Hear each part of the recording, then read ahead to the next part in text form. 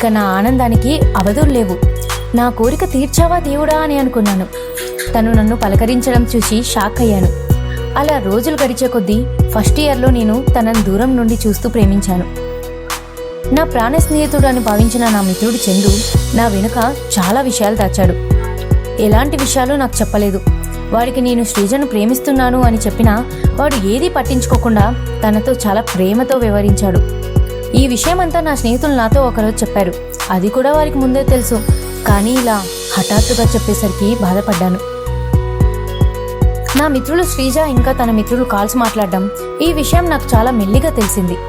అయితే మా క్లాస్లో మా బంధువుల కూతురుంది. తనతో మెల్లిగా మాట్లాడడం అలవాటు చేసుకున్నాను. అయితే ఒకరోజు తనని అడిగితే ఒక బెదిరిపోయే విషయం నాకు చెప్పింది. అదేంటంటే శ్రీజ ఇంకా ప్రకాష్ ప్రేమలో ఉన్నారని, అయితే ప్రకాష్ ఇంకో నా ప్రాణమిత్రుడు అఖిల్తో నాకు చిచ్చు పెట్టాడు